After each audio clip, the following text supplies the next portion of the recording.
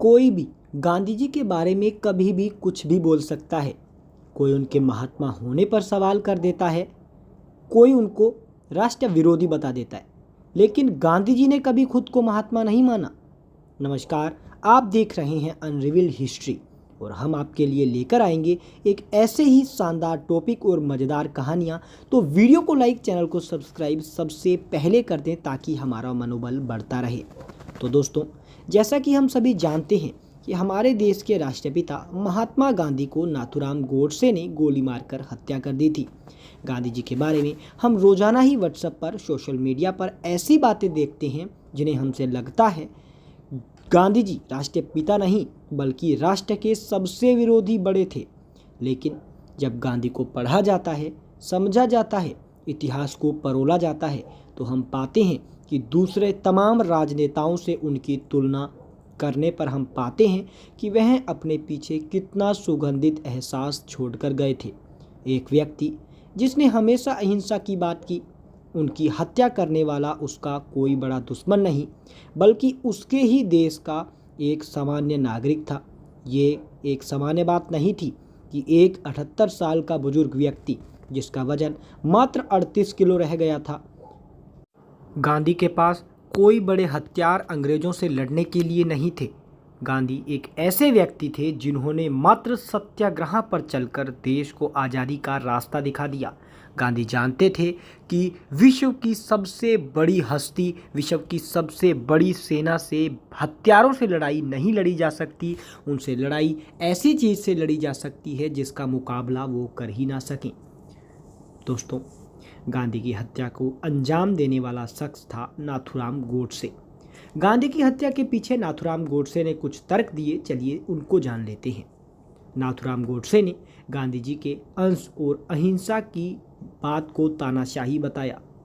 वो समझ गए थे कि उनकी अहिंसा और सत्याग्रह बाकी सबसे अधिक ताकतवर है। अहिंसा और सत्याग्रह की ताकत इतनी थी कि उन्हें रोकने का सिर्फ एक ही रास्ता बचा था, उनकी हत्या। उसके लिए भी दो प्रयास किए गए। हम दूसरे प्रयास की बात करने वाले हैं। 30 जनवरी 1948 को गांधी प्रार्थना सभा में गए थे।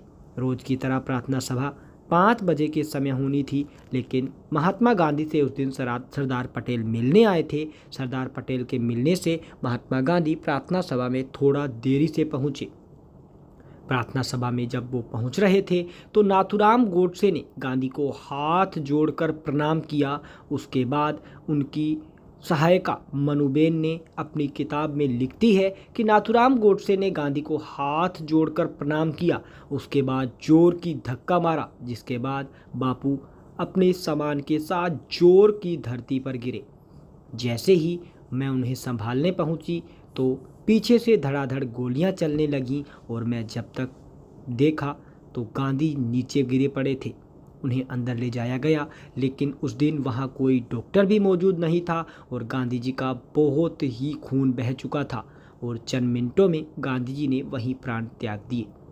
नाथूराम गोडसे हाथ उठाकर पुलिस चिल्ला रहा था। अलग अलग सोर्स इस मामले में अलग अलग कहानी बताते हैं। 31 जनवरी 1948 को अल्बर्ट टाइम्स, न्यूयॉर्क टाइम्स की रिपोर्ट के अनुसार अमेरिकी व्यक्ति ने जब नाथूराम गोडसे से मुलाकात की और नाथूराम गोडसे की पिस्टल छीन ली। हालांकि इस मौके पर कुछ व्यक्तियों ने बताया कि गोडसे ने भागने की कोशिश ही नहीं की। कुल मिलाकर कोर्ट में दिए गए एक वक्तव्य में नाथूराम गोडसे ने बताया कि गांधी जी की हत्या मैंने इसलिए की क्योंकि भारत पाकिस्तान को 50 करोड़ दे दे, ये गांधी जी मांग कर रहे थे और अनशन पर बैठ रहे थे। हालांकि गांधी जी सही भी कह रहे थे। अगर भारत उस समय ऐसा ना करता तो शायद आज भारत की छवि विश्व में जो आज है वैसी ना होती, क्योंकि भारत तभी आज़ाद ही हुआ था। अगर भारत आज़ाद होते ही ऐसा काम करता तो शायद आज भारत की छवि अच्छी ना होती।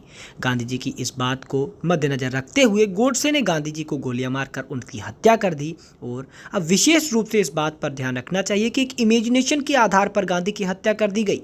वह कांग्रेस की राह पर नहीं चलेंगे ऐसा नाथूराम गोडसे ने सोचा और गांधी को मार दिया। और एक ऐसा भविष्य जो घटित ना भी होता तो गांधी की हत्या ना होती।